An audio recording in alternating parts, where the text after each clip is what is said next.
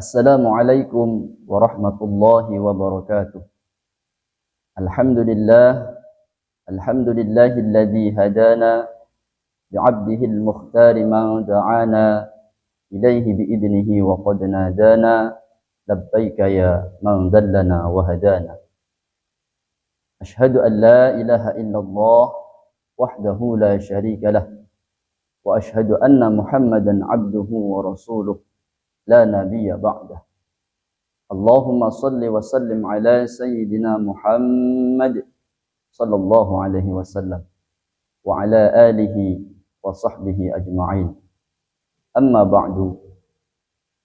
Fa inni usikum wa nafsiya bitaqwallah ittaqullaha haqqa tuqatih wa la tamutunna illa wa antum muslimun. Faqad qala Allah Ta'ala fi kitabihil karim wa huwa asdaqul qailin.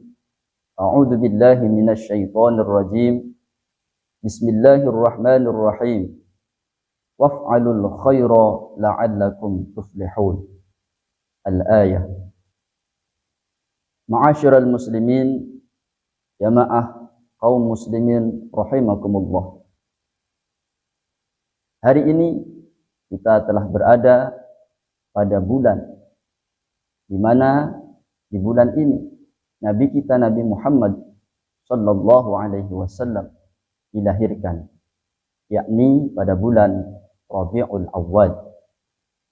Dalam kesempatan kali ini kita akan bahas mengenai peringatan Maulid Nabi Muhammad sallallahu alaihi wasallam. Ada dua pendapat ulama yang menyatakan bahwa Maulid Nabi Muhammad sallallahu alaihi wasallam dirayakan oleh sebagian umat Nabi Muhammad sallallahu alaihi wasallam itu sangat dianjurkan, seperti pendapatnya Al-Imam Asy-Syafi'i dan para sahabatnya. Sedangkan pendapat yang kedua daripada Al-Imam Malik bin Anas, beliau lebih berpendapat bahwasanya di dalam bulan Rabiul Awal kita harus bersedih. Kenapa kita harus bersedih? Karena di bulan ini pula Nabi Muhammad sallallahu alaihi wasallam meninggalkan kita semua, meninggalkan umat muslimin yang sangat mencintai beliau. Maka bagi kita layaknya kaum muslimin wal muslimat dimanapun berada, mari kita selalu menjaga kesatuan. Jangan kita terpecah belah oleh hal-hal yang menyangkut kesunahan-kesunahan atau anjuran-anjuran daripada para ulama. Anggap saja orang-orang atau kelompok-kelompok yang tidak mau memperingati Maulid Nabi Muhammad sallallahu alaihi wasallam itu lebih condong kepada pendapatnya Imam Malik. Adapun kita, saya sendiri sebagai pengikut Imam Asy-Syafi'i memang lebih condong kepada hal-hal yang diperbolehkan dalam kita merayakan, bereforia untuk memperingati hari kelahirannya baginda Rasulullah sallallahu alaihi wasallam. Maulid Nabi Muhammad sallallahu alaihi wasallam tentunya sejak dahulu sudah diperingati, yang pada awalnya Maulid ini diperingati, dibuat sedemikian rupa untuk membangkitkan gairah umat Islam pada waktu itu. Di zaman Khalifah Al-Malikul Mudaffar Abu Sa'id Sahib Irbil. Beliau Malikul Mudaffar ini adalah seorang pemimpin di negaranya, yaitu Irbil, atau sekarang bisa kita sebut dengan Mesir. Hadirin rahimakumullah, memperingati Maulid Nabi Muhammad sallallahu alaihi wasallam yang kita adakan, yang kita rayakan setiap tahunnya, tak lain hanya sebagai bentuk rasa syukur kita kepada Allah Subhanahu wa taala yang telah melahirkan manusia agung, manusia paling mulia, manusia pembawa risalah, manusia yang memperbaiki akhlak-akhlak manusia di muka bumi ini. Sebagai ungkapan rasa syukur kita kepada Allah Subhanahu wa taala atas nikmat yang paling agung ini. Selain bentuk syukur kita kepada Allah Subhanahu wa taala, memperingati Maulid Nabi besar Muhammad sallallahu alaihi wasallam juga merupakan bentuk kecintaan kita kepada Nabi Muhammad sallallahu alaihi wasallam. Mengapa kita harus mencintai Nabi kita Muhammad sallallahu alaihi wasallam? Jawabannya, karena terlebih dahulu Nabi Muhammad sallallahu alaihi wasallam sudah mencintai kita. Dalam hadis Imam Muslim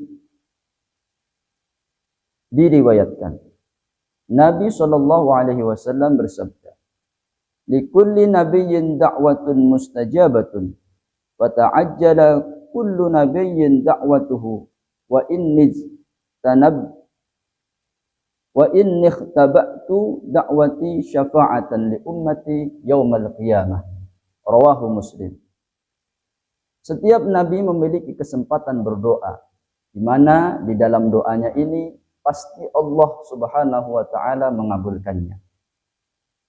Maka semua nabi meminta kepada Allah Subhanahu wa taala dengan doanya, dan aku simpan doa tersebut sampai nanti aku mintakan kepada Allah Subhanahu wa taala sebagai syafaat untuk umatku di hari kiamat. Kemudian hadis yang diriwayatkan oleh Imam Nasa'i juga berbunyi, "Ya Muhammad, sal tu'ta washfa' tushfa'." Wahai Nabi Muhammad, mintalah maka engkau akan diberi. Berilah syafaat maka syafaatmu akan diterima. Kemudian baginda Nabi Muhammad sallallahu alaihi wasallam menjawab, "Ai Rabbi ummati ummati." Rawahun Nasa'i. Apa kata beliau? Wahai Tuhanku, berikanlah syafaat tersebut untuk umatku, umatku. Begitu cintanya Rasulullah sallallahu alaihi wasallam kepada umatnya. Lalu salahkah bila kita sebagai umatnya memperingati hari kelahirannya? Tentulah tidak. Tentu dalam memperingati Maulid Nabi besar Muhammad sallallahu alaihi wasallam ini, orang-orang yang memperingatinya semuanya dalam rangka kecintaan kepada Nabi Muhammad sallallahu alaihi wasallam. Melalui peringatan Maulid, kita belajar, mengajar, dan saling mengingatkan bahwa Rasulullah sallallahu alaihi wasallam adalah makhluk yang paling mulia, bahwa Rasulullah sallallahu alaihi wasallam adalah utusan Allah Subhanahu wa taala yang diutus untuk menyempurnakan akhlak manusia. Dalam hadis Rasulullah sallallahu alaihi wasallam bersabda, "Innama bu'istu liutammima makarimal akhlak." Sesungguhnya tidaklah aku diutus melainkan untuk menyempurnakan akhlak manusia di muka bumi. Hadirin kaum muslimin rahimakumullah. Itu saja mungkin sekalimat yang dapat saya sampaikan pada kesempatan kali ini. Mudah-mudahan apa yang saya sampaikan ini dapat menambah wawasan serta pengetahuan kita terhadap fenomena yang terjadi di dalam memperingati maulidnya Nabi besar Muhammad sallallahu alaihi wasallam. Hadanallahu wa iyyakum ajma'in. Wassalamu alaikum warahmatullahi wabarakatuh.